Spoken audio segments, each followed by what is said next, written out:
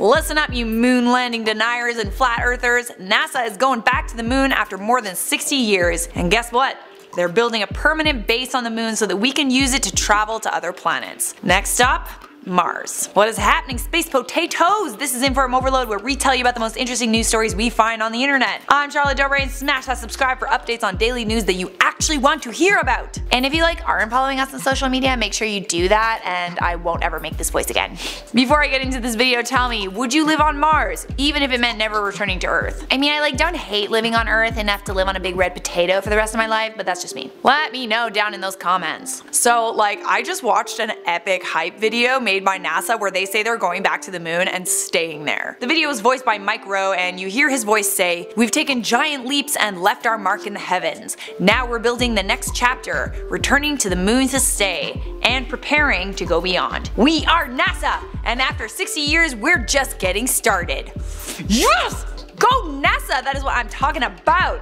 This video honestly made me feel so hyped, I almost cried a little bit, not even lying.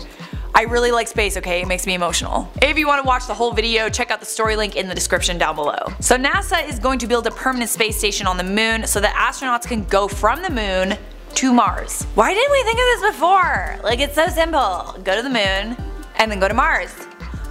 Bing! That's my idea lamp. Bing! Last year, US President Donald Trump signed Space Policy Directive 1, which commits NASA to work with partners to launch a human mission to the moon and then go to Mars from there. There have been 6 missions to the moon, starting with Neil Armstrong and Buzz Aldrin in 1969. But the last time NASA went to the moon, it was 1972. Apollo 11 was the last mission that took a crew to a low Earth orbit, let alone the moon. Since then, NASA has been focusing on the International Space Station rather than returning to the moon, which honestly, I kind of get. The moon is pretty and all, but there's nothing there.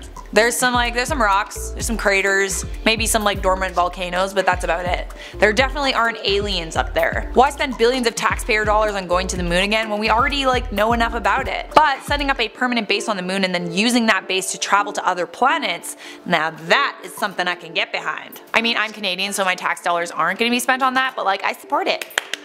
Well done. Back in September, NASA released their 5-step plan for returning to the moon. So they're hoping to establish a lunar base up on the Big Cheese in the next couple of years. Yes, I just called it the Big Cheese and you liked it. They will then put a lander on the moon and Mars by the late 2020s, and 10 years after that, humans will touch down on Mars. The interesting thing is NASA isn't going to be using its own spacecraft to get to the moon. It's going to be working with private companies. Let's be honest, a lot has happened in the last 60 years. NASA doesn't hold a monopoly on space exploration anymore. Private companies like Elon Musk's SpaceX are also getting themselves to space. NASA are going to be buying space aboard some private launches starting in 2021. So remember when NASA paid SpaceX to deliver cargo to the ISS?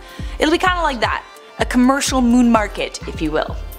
Of course, there are some dangers associated with a commercial moon market.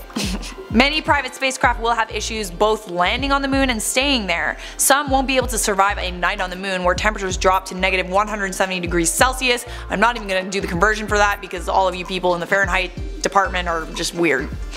And I'm lazy, so. NASA still needs to work out potential destinations for commercial landings, and they've narrowed it down to 16 sites. Anyways, this is some super interesting stuff. Let me know your thoughts down there in the comments, but for now I'm gonna do some comment replies. These are from our video, please do not try the fire challenge.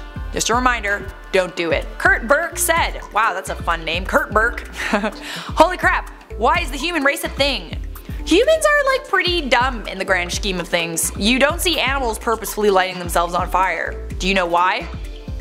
Because it's dumb. Dat boy said, don't set flames on yourself. I know you want to be fired like the potato queen, hey!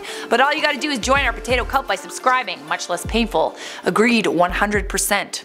By the way, if you haven't subscribed, that's your chance now. You don't get another chance after this to subscribe. Mega Pelosi said, when Charlotte hits a big role in a big movie, I hope she can convince the director to throw in a potato joke. I could do that, or maybe I will write my own movie and throw in my own potato joke. What say you to that? Sierra C said, IO should be my morning newspaper. Well, that's kind of a possibility. You could turn on those notifications for regular news updates. DJ LT said, I like the video and have been a long time subscriber, been here since 1 million. Thank you for your support, here's your feature. Mark I'm Boo said, Charlotte, there's a fire behind you, run!